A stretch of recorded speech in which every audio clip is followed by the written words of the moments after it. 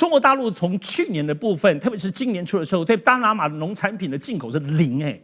一根香蕉、一根什麼挖溝全都不進來。其實還有一個就是中國大陸，因為過去巴拿馬船經過巴拿馬運河，進過付最多錢的就是中國啊，就中國的船是最多的。所以現在已經中國船幾乎都沒有走巴拿馬運河了，全部都到底下的秘魯的前海港。所以呢，這個部分也是對巴拿馬來說，在運營這個巴拿馬運河當中，是一個斬殺式的部分的沒有錢。好，北京出手了。這一次呢，針對巴拿馬，我們來看到，它每扣押1艘船呢，就會趕走船東決定不使用巴拿馬的國籍。所以現在算起來，每扣押1艘船就會嚇跑1.5艘船。現在呢，一共算起來是有642艘商船都棄籍逃亡了。此刻，我們來看到最新消息，巴拿馬立刻急赴北京求續約。再來，我們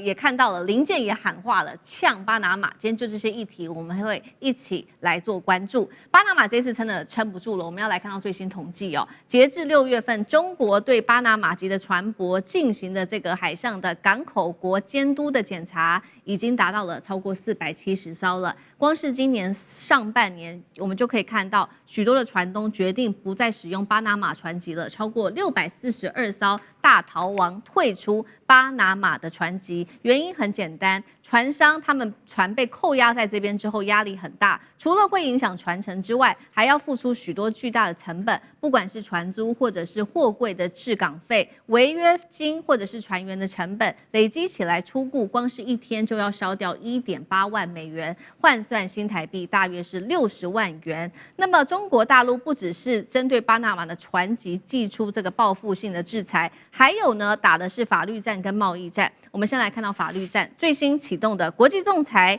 向巴拿馬求償至少20億美元，這是長江和記做的。再來看到貿易戰了，中遠海運決定呢要全面暫停部分在巴拿馬這邊的業務，並且呢針對巴拿馬新的投資全部做凍結，預估損失超過數十億美元。再來另外一個貿易戰就是針對巴拿馬的農業了，加強對巴拿馬的香蕉、咖啡的進口做嚴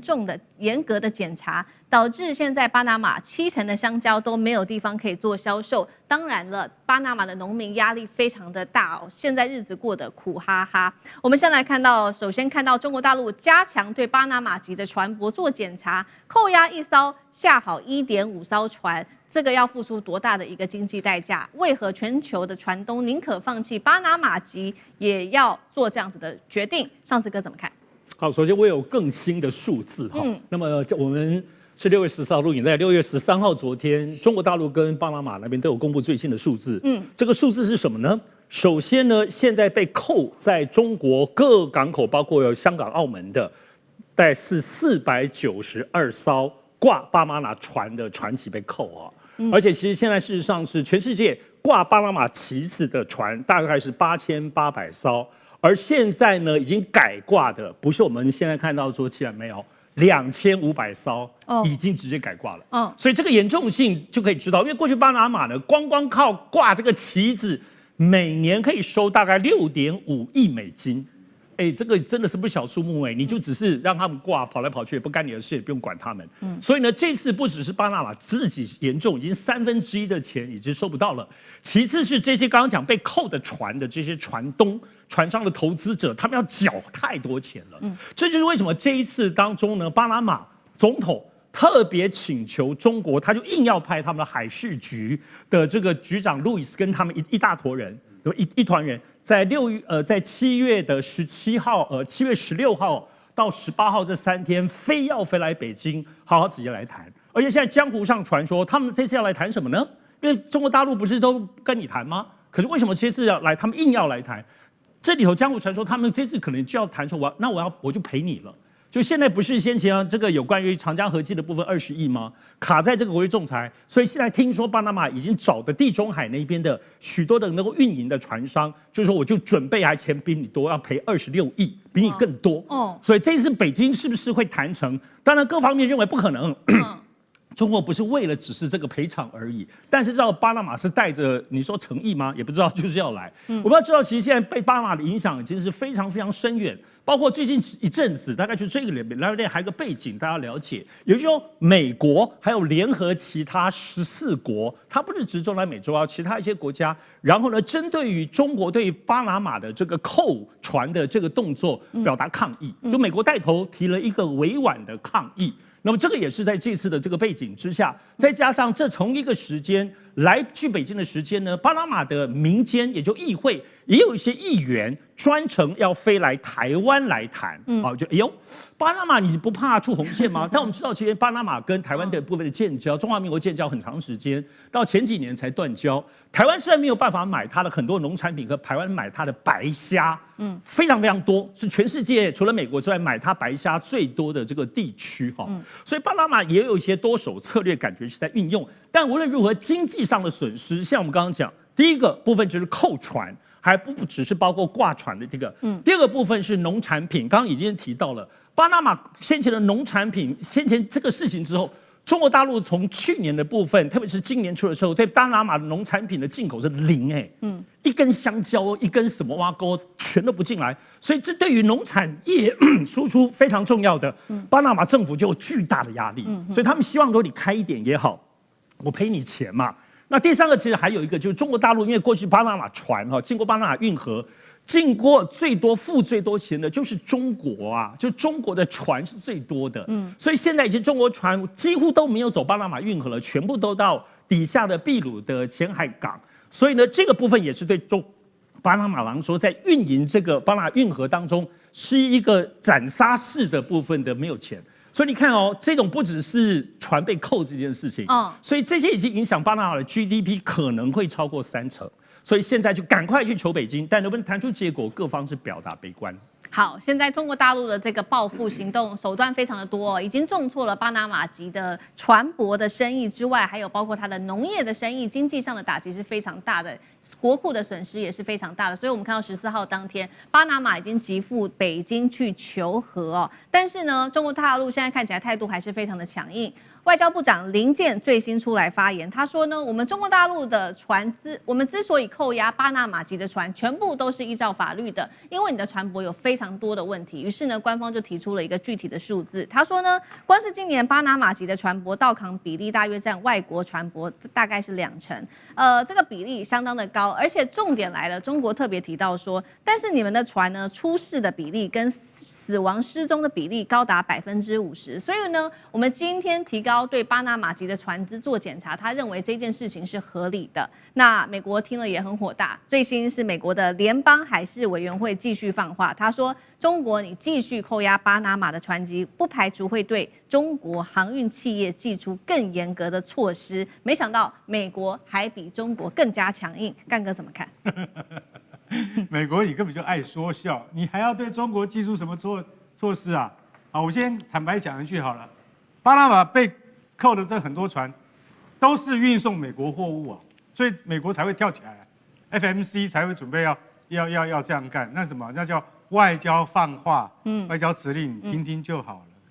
我們現在來算賬好不好？1997年開始，長江和記實業跟巴拿馬政府是簽約的，然後到了什麼時候？到去年，巴拿馬的最高法院突然宣布說，長江和記實業在巴拿馬這2頭啊，營運這個航運啊是違憲，違反巴拿馬憲法。哦，多嚴重！天哪，違反我們國家的憲法，憲法是國家大法。中國人在這邊做生意違憲，所以扣押驅逐中國的企業，那你是什麼？你是公然違反國際公法，對不對？那後面是誰在運作？美國人嘛，對不對？川普講那麼明白，絕對不能讓中國人在我們這個後院生事，還這個以前巴拿馬還是我們美國還給巴拿馬的，對不對？現在換中國人來經營，那錢都給中國人賺走了。其實說句實在話，美國人，你這個巴拿馬運河成立到現在200年以來啊。你們賺了多少錢？美國人你自己心裡最清楚。中國人在經營的，就是在巴拿馬運河兩端經營的這個航權之後，巴拿馬本身受到多少的實惠，也只有巴拿馬自己心裡清楚。結果你們最高法院判了這樣的，好，美國沒有關係。1年多以來，中國開始進行報復，但是他們的報復都林健講得很有道理啊。為什麼你知道？因為懸掛巴拿馬國旗的這些不管貨輪、郵輪啊，出事的比率佔他們所有的20%。哇，就你們巴拿馬就佔20%，全球快200個國家出事的比率，你們佔20%。等一下，死亡跟失蹤，為什麼？什麼出事？出什麼事？就是船跟船撞了。奇怪，怎麼都是你們巴拿馬人的船在跟人家的船相撞，然後相撞，船員落海、失蹤、受傷，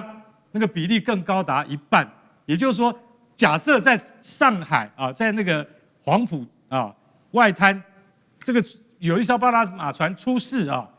一撞的結果，我跟你講，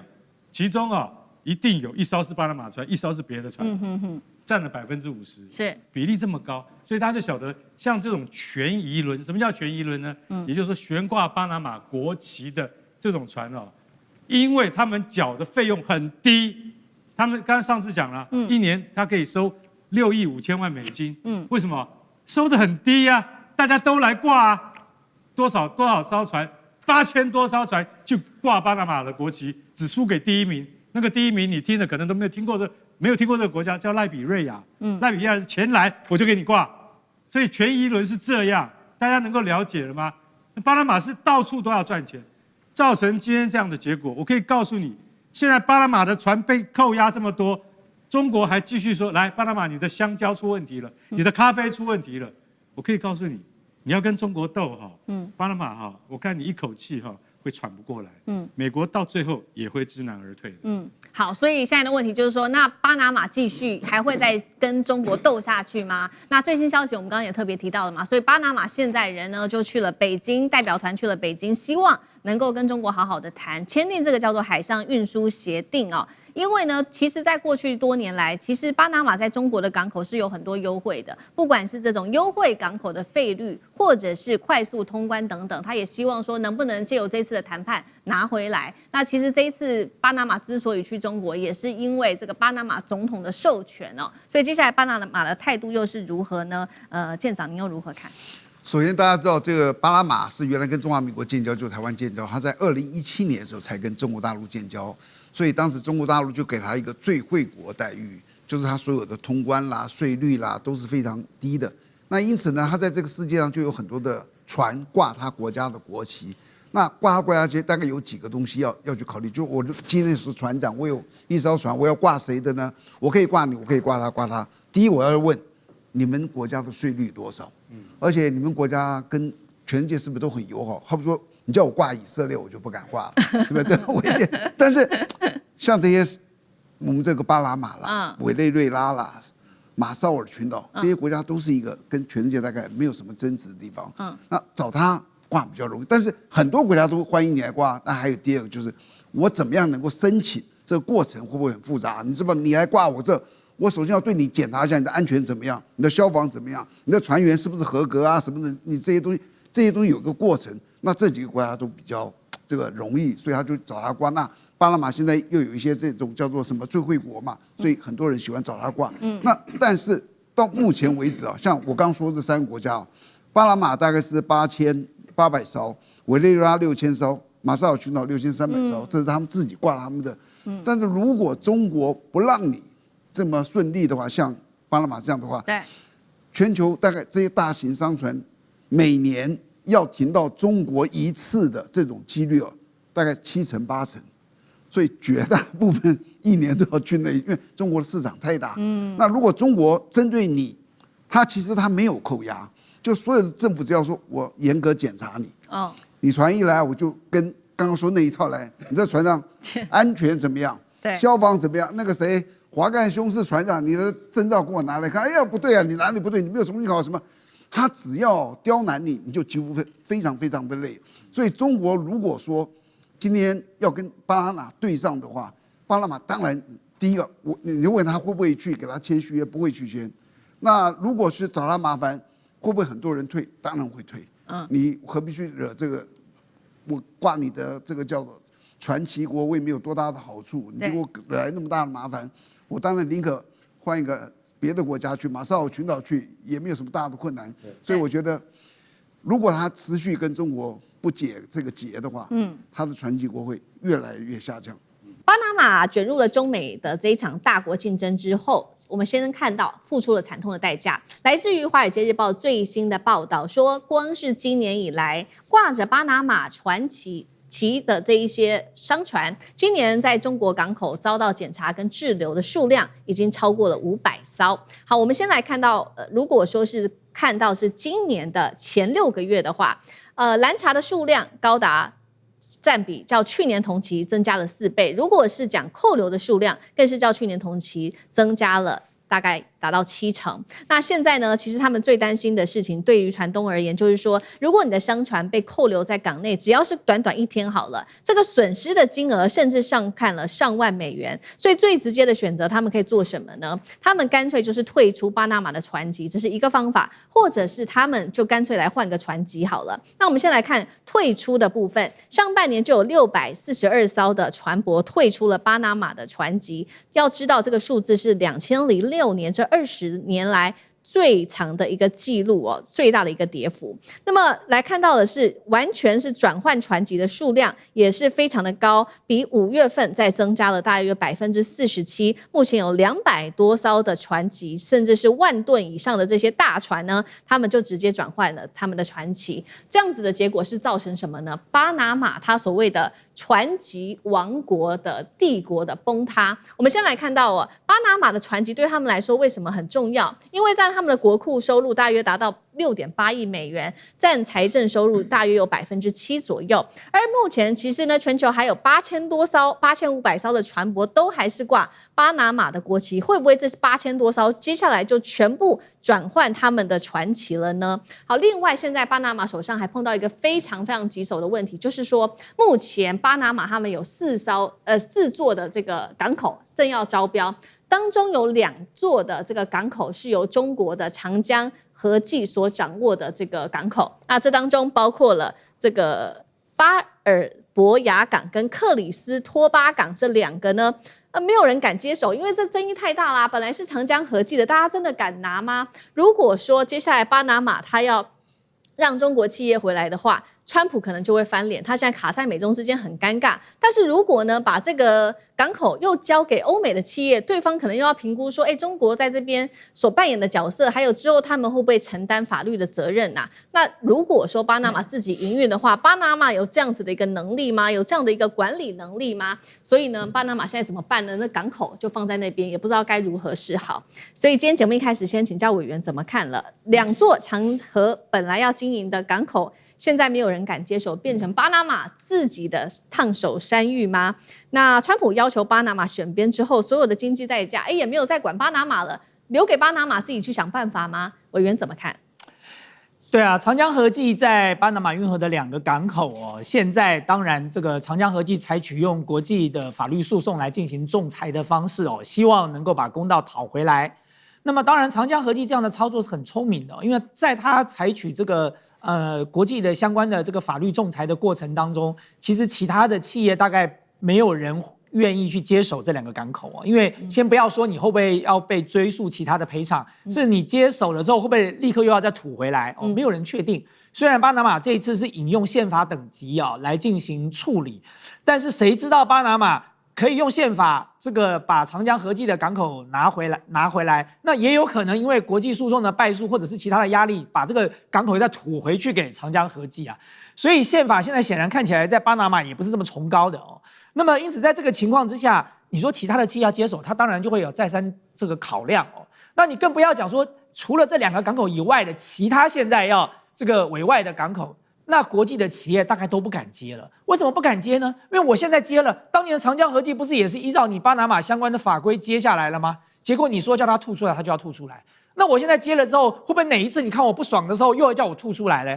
所以其實當然，你說現在巴拿馬運河的其他的港口哦，要對外做招標、做委託這個運營哦，那麼任何一家企業恐怕都要去考慮巴拿馬的這個誠信度哦，到底有多可靠。那麼現在對巴拿馬來說，它最大的衝擊是什麼？大家都知道，巴拿馬就是掛方便旗，掛了它的旗叫做這個全宜輪。那為什麼叫方便旗呢？因為掛了它其實就很方便哦。那麼在國際之間的這個各個港口之間哦，這個往來，那麼都可以得到快速便捷的服務，這叫做方便旗。可是如果有一天方便旗不方便的時候怎麼辦呢？所以現在的問題就來了，所有的方便旗到了中國大陸港口，它就不方便了。就中國大陸很巧妙的用了港口安全檢查這樣的一個措施哦，既不違反任何的這個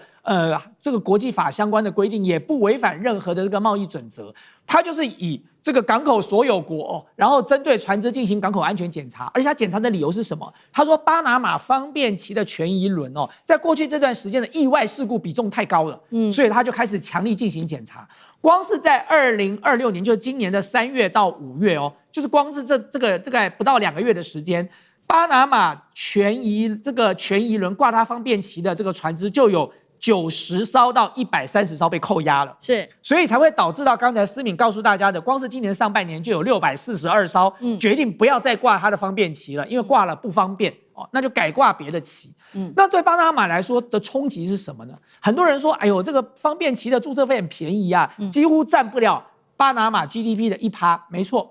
巴拿馬玩的把戲是什麼呢？你註冊我的方便旗哦，這個註冊費不高，很便宜啊。但是呢，當你註冊完之後呢，我給你收的海事服務費可是包羅萬象的哦，因為你的旗只是掛巴拿馬的旗，所以你接下來的法律訴訟，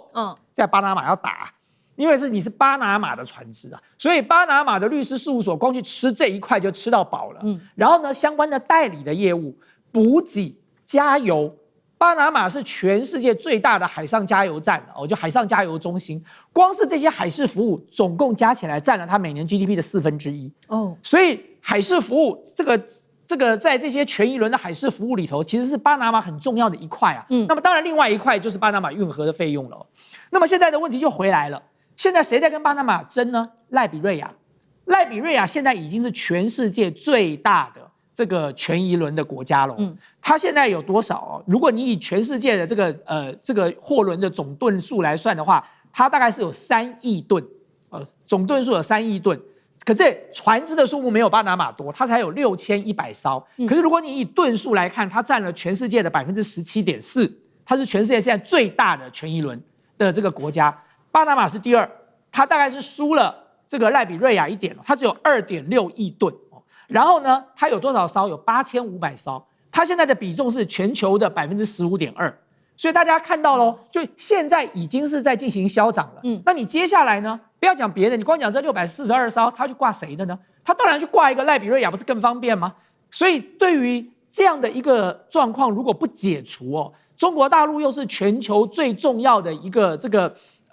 是全產業鏈的出口國，那麼所以你說這些貨輪要不到中國大陸去，不進入中國大陸的港口，恐怕都很困難了。所以如果今天掛了巴拿馬的方便旗，到了中國大陸的港口都不方便了，不但不方便，還有可能被扣押。一扣下來的時間，它不是1天2天的，它可能是1個月2個月。那麼你想想看，如果你是船東，你是這個船運公司，你會做什麼考量？當然不囉嗦啊，我先把這個不方便的方便旗換掉了，我改換賴比瑞亞的方便旗，也許會比較方便一點的。好，因為現在船東的選項就變多了，他們乾脆就是直接轉換船籍。所以再次講一下，這個光是上半年退出巴拿馬船籍，現在是642艘，那現在其實還使用的巴拿馬船籍的還有8000多艘，現在是擔心會不會這一些8000多艘的船東，他們也決定說，乾脆來換個船籍好了。可以說巴拿馬的船籍王國已經完全鬆動了。楊老師怎麼看？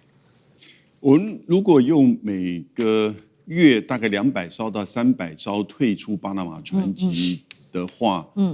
你到年底大概就將近2500艘啊。你現在已經600多艘了嘛？你將近有2500艘的時候，那你佔這整個巴拿馬船籍的比例就非常高了。那就會產生全面性的衝擊跟影響。那當然也是因為我們剛剛提到，中國大陸本身它的進出口佔全世界14.4%，排名第1，排名第2的是美國8.3%，排名第3的呢是德國6.7%。所以美國加德國差不多等於一個中國這個量。那當然你就要進出所有的這些港口，然後承接這些貨物，那中間會前往美國、前往中南美，然後經過巴拿馬海峽的其實都很多，那這裡面掛巴拿馬旗的當然是主要，因為它到現在為止是 No.1。所以呢，你覺得用巴拿馬的旗幟很方便，那中國大陸也很方便的去這個檢查你。那因為你事實上在違約在先，而且大家都知道，你用一個所謂的憲法法庭通過一個這種把幾十年來的契約說啊不合法，那這個沒有人會接受這個說法。那現在這個仲裁，我覺得也很難講，因為美國一定會保護它、偏袒它。那中國只有用這種方式來去反制。但中國真的希望就是巴拿馬的旗幟完全都就是說減少歸零嗎？也大概不希望如此。可是呢，它會有這個壓力，這個壓力倒不絕對是在說，接下來是每個月還是200到300艘退出巴拿馬的這個船籍國。我覺得接下來要觀察幾個東西，就是國際銀行是不是看你會拒絕接受巴拿馬船籍國的船隻的這些抵押，還有呢，是不是保險公司會開始提高巴拿馬船這個有巴拿馬旗船的這一些的保險費用？因為你有一個可能，你前往中國大陸你就被扣押了嘛，然後你就開始增加你這個成本。那同時，大型的租船是不是公司呢會不會要求這些船隻要集體的改變？那這個就會對巴拿馬造成影響。巴拿馬想要用政治的方式去解決，我覺得這是幾乎不可能的，因為你先要來面對你自己政治方式處理在巴拿馬運河，特別是相關的這些港口的問題。那我覺得一個平衡的做法就是，你要還是回到法律，讓它恢復應該有的這個港口的權利。是，我覺得才能夠保障你自己比較穩當的權益。好，所以我們看到中國大陸3招，第一招是先這個掐住巴拿馬船籍的問題，第二招就是法律戰。我們特別看到的是這個港口的費用哦，包括了長江和記啟動的國際仲裁，可能面臨法律行動會索賠的金額高達了20億美元，這是它的第2戰的法律戰。第三刀的這個它的方法是來掐住巴拿馬的經濟咽喉，那鎖定的就是中原海運集團全面暫停巴爾博雅港的全部業務，那轉到呢秘魯的前凱港，導致巴拿馬每月損失2400萬美元的港口加運河收入。當然了，它也不進口巴拿馬的香蕉等等，這個農產業對於巴拿馬來說也是非常重要的。那艦長怎麼看？我相信啊，我們有很多的觀眾很喜歡到這個港口去看一看船啊，那我們就會常常看到船後面有這個旗子，這個就是巴拿馬的國旗。那為什麼這麼多船掛？那就是剛剛孫大千委員所特別提到的，也就是船移輪的部分啊，全移輪的部分啊。那其實中國大陸既然之前是世界的工廠，現在是世界的市場，那也就是來往的商船非常的多。那来往商船非常多的話，那實際上來講，那這一個巴拿馬原來是船籍國第1名啊，那當然這個船也會非常的多。那大家很難想象啊，說這一個中國大陸這個工具箱裡面到底有多少工具啊？那其實我們這樣講，不要講別的，就根據國際海事組織，也就是 IMO 的一個相關的海上人命安全公約 SOLAS 的部分，它規定的可是很多啊。第一個，我們剛剛講到救生艇，救生艇裡面有沒有水？那個水有沒有過期？那個水通常都可以放3年以上的。那另外呢，還有你的那個發報機，那可不可以使用？這一些，它只要一項一項的檢查，其實沒有不被檢查出問題來的。因為商船究竟不比軍艦啊，因為軍艦基本上來講，我們是用那個計劃保養制度，時間到了就要換。那但是呢，商船當然他們也會有制度的商船，他也會這樣做。可是有制度的商船不會成為全移輪，那因為不會去省那幾毛錢嘛。那像我們看到長榮海運，它大部分它的全移輪掛的是英國的國旗，所以我們這樣子講到說啊，現在變成這種情形的時候，它只要被扣在那港口裡面等等，那碼頭就是問題了。為什麼？因為碼頭你要付錢，而且呢，你停在那裡面，你一天沒辦法解決，而且它一定不是只像你只抽你一個救生艇的問題，他可能還檢查你的什麼彈庫、冰庫、那個菜庫啊，裡面你有沒有符合衛生啊，什麼通通都可以查。這個一查起來，你停的可久了，那你的碼頭費那個就很貴了。而且你碼頭費除了本來就貴之外，另外你會面臨另外一個問題，也就是後面的船進不來。我們現在所看到的非常多的碼頭，其實它的這一個通通都是由大航商整個租下來，因為都是定期貨輪。那如果定期貨輪的話，它都是排好，今天張三進來，明天李四進來，然後現在的一般的貨櫃輪停不到24小時就出港了。可是你如果被扣的話，後面的船進不來，那你原來定期貨輪你要打交的這一個下一個港的貨櫃你也交不出來，那這個就會變成說你的航商要負責賠這些錢。那這一個也就是大家未來不願意掛這一個巴拿馬國旗，成為巴拿馬的這一個權益輪的最重要的推力。第一個，中國大陸對巴拿馬是連砍，刚刚我們說的嘛，這一次反制動作一共是有3刀，哪3刀呢？等一下會來看細節，包括了在船旗的這個制衡，還有在港口跟農產品的出口，可以說是刀刀見血。現在是打巴拿馬的經濟打到要害了嗎？巴拿馬是不是已經開始撐不下去了？這是第一個問題。第二個問題，剛剛我們特別提到了，現在有超過230艘的船，其他國籍的船，他們逃離了，不拿了巴拿馬的船籍，改拿其他國家的船籍。那麼現在也因此，在巴拿馬的部分，港口的吞吐量暴跌了60%，農產品的出口也受到阻礙。短短幾個月就讓巴拿馬的經濟劇烈損失慘重。大陸已經掌握了全球航運供應鏈的生殺大權了嗎？第三件事情也會來關心。現在巴拿馬呢說呢，原本是緊跟美國的，但是現在卻突然間跟中國大陸好上了，是因為經濟的壓力實在太大了嗎？突然間他表態了，重申一中的政策，也表示會願意頂住美國的壓力，跟大陸繼續來簽署這一些相關的海運協議。巴拿馬開始向現實低頭了嗎？今天就這些議題，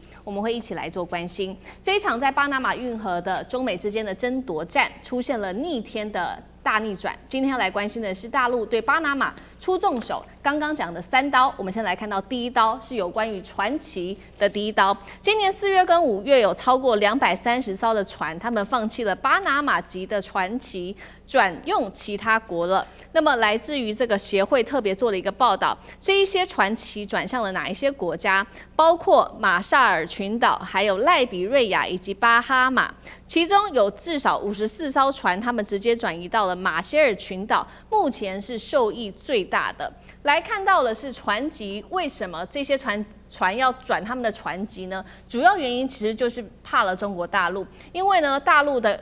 已經開始增強他們在港口對巴拿馬籍船舶的集中檢查。那麼一旦被檢查的話，整條的商業鏈都會因此受到影響，包括了說他們停泊在這邊的話，保險費會上調，營運日期還會延誤，船的租約啊都得重新談判，那麼它的信任度也會下降，船東的信用也會因此受損。我們也來實際看到這個數字哦，光是一天一個萬級的貨輪停在港口停1天的話，損失往往就是達到了數萬甚至是數十萬美元。那麼其實呢，船旗對於巴拿馬來說是非常重要的，因為呢佔他們財政收入大約20%，但是現在光是業務量就暴跌了80%，可以想見，對於巴拿馬來說，這個壓力是相當大的。中國的第1招是船旗，中國大陸的第2招就是我們剛剛特別提到了港口了。在港口的部分，我們趕快來看到是中原海運最新宣布無限期停止掛巴拿馬的。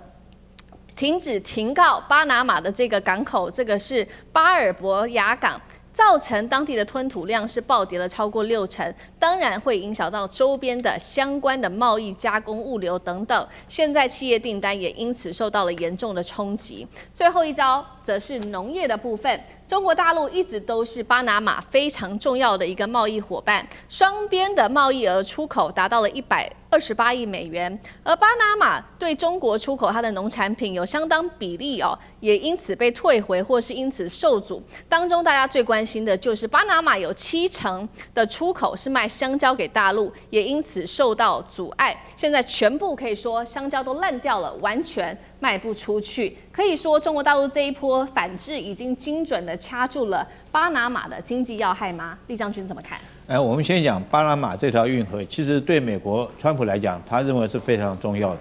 那川普自從當上總統以後，他對於這個南美洲，不只是南美洲了，包括它我們都知道，大家對北美洲的加拿大說是第51州，甚至想要奪取格陵蘭島，那對巴拿馬運河當然是不可能放過去的，因為你要知道，巴拿馬運河關係到美國這個太平洋跟大西洋兩岸的航運，包括到這個輪船的貨運以及軍艦的都要經過巴拿馬運河，所以他必須要牢牢掌控到巴拿馬運河。所以之前他就傳出，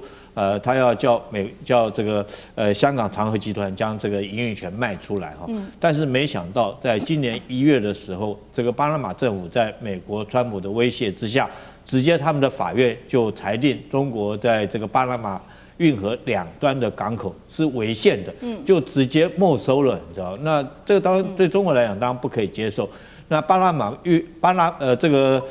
政府現在將這兩個港口分別是交給馬士基還有這個地中海營運公司來營運，但是巴拿馬那時候想得很天真了，他認為說我跟你中國隔那麼遠，對不對？這個幾千公里遠，這個你又能奈何得了我什麼？但是沒想到中國現在真的是有辦法奈何他。第一個就是這個。我們知道巴拿馬很多這個貨輪來講都掛巴拿馬的這種國旗哈，因為巴拿馬來講它的註冊比較簡單，它登記也比較簡單，然後它收費也比較少，所以很多國家都掛巴拿馬運河的這種旗幟這個來營運。那巴拿馬也借此能夠獲得每年獲得它收入要到20%那麼多哦，光靠這些掛旗子它就可以收到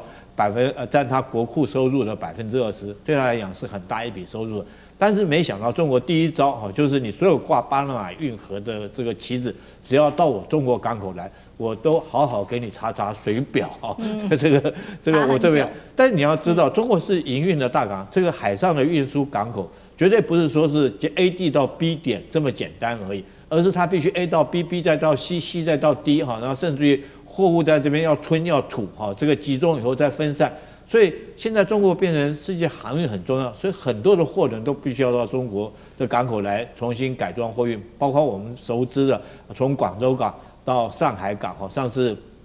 這個鄭麗文到上海特別去參觀那個洋山港，就是這個道理。那這些全世界的船都要到中國港口來做吞吐，在這種狀況之下，如果這些船在這邊被 delay 個1天2天被詳細嚴查，我這邊要特別強調，現在雖然開玩笑講說是查水表，但是按照這個船舶規定來講的話，這個港口確實是有這個權利到你船上來做各種的安全的檢查，包括到消防安全我都要檢查。那如果說是大家排這個碼頭進出的話，我時間給你 delay 一下，我跟你講，那你這個輪船公司船東就受不了，因為我跑到這個港口，我可能下一趟要跑下一個港口，如果這邊 delay 個2天，我就會 delay 了2天這個跑下一個港口就會 delay 2天，那整個一連串下來產生這個蝴蝶效應的話，那損失是非常慘重的。所以中國第一招就是你只要進入我中國港口停運的船只，我就好好給你做安全的檢查造成你港口的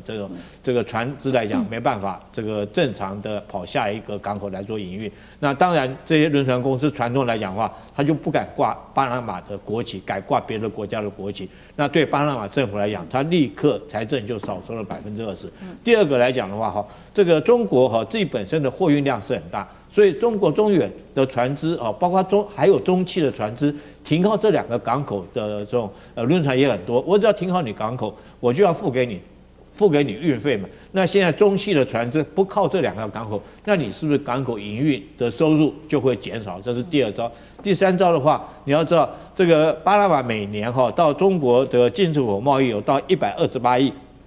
我們如果說以中國來講，128億是不多但是對巴拿馬這個國家來講的話，它等於是說，對它整個國庫收入影響是非常大的。那現在如果中國在雙邊跟巴拿馬雙邊貿易來講，這方面受阻或退回的話，對巴拿馬的財政損失是非常嚴重的一件事情。好，所以我們再整理一下，其實中國大陸的這3刀直接就是衝擊到的是巴拿馬的經濟狀況。首先是這個船期的收入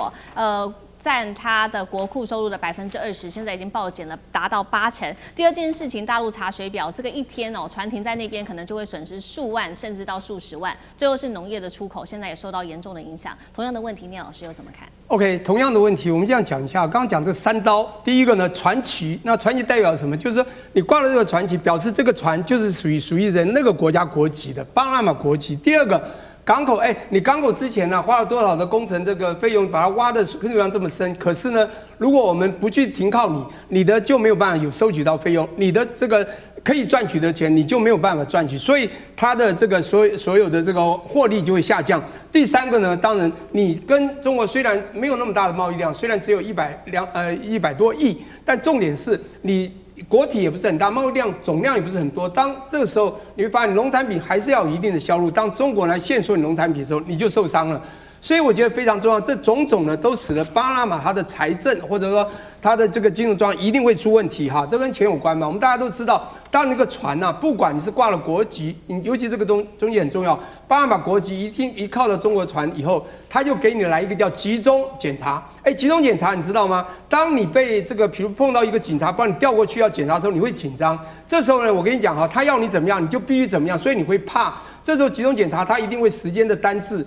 這個很重要。我就是說，錢你知道嗎？當你在這個貨運上，你有一些 stock 一些貨物的時候，在我們財務學講有3個 I， 哪3個 I？ 第一個，這些東西都是要保險的。Insurance 費會增加。第二個，所有東西你只要時間一拖，就 interest 費就是利息也會增加。第三個 inventory 你就放在船上多放一天，不管這個船是不是能夠其他去載運，它就是一個成本。3個 I 啊，成本這個或這個倉儲成本，或者我們講利息成本，或者保險成本都增加。我跟你講，你無形中就很嚴重，然後你還會影響到你船期一被 stock 住以後，你會整個效應產生你的所謂的商業鏈。這個船跟船有關的整個上下商業一定會受到影響。我想這時候你這些國家掛，你還敢掛巴拿馬籍的船嗎？當然就換一個國籍就簡單通關，有沒有？你自己想，有時候人家說快速通關就這個道理啊，你不讓它快速通關就是一個危機，你知道嗎？所以我覺得這非常重要，這也象徵着一個很重要的東西，就我們講說，我們講實力比人強啊。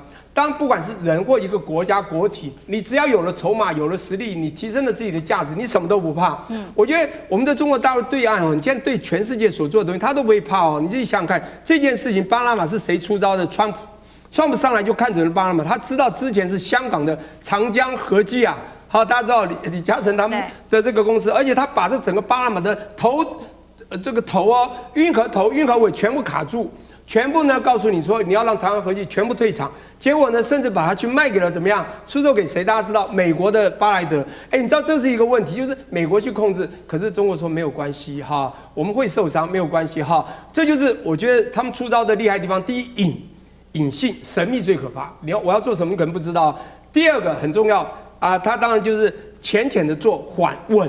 他很穩，他穩穩的來，他就開始做所謂的智慧策略。這時候他們當然一定經過思考，丟出這3招，巴拿馬不怕才怪。所以我覺得，當你實力強的時候，這個國家要對抗這個他自己的對手，當對手對我不利的時候，他一定會更慘。好，所以看到中國大陸這3招哦，從經貿上來出招，3招可以說對於巴拿馬來說刀刀見血哦。那麼所以呢，當然了，巴拿馬現在看在眼裡，要想辦法來去緩解目前的狀況了，在政治上面，在外交上面正式的來做出表態。最新消息來看到的是上個月底，巴拿馬的外長親赴紐約了。這一次趕快去會見中國外長王毅哦。沒過幾天，巴拿馬的總統就公開表示了說，我們還是有信心的，我們可以頂住來自於美國的壓力，跟你中國大陸續簽即將到期的海運協定。巴拿馬也說，接下來會來維護中國大陸的這個權益哦，重申一個中國政策，立場不變。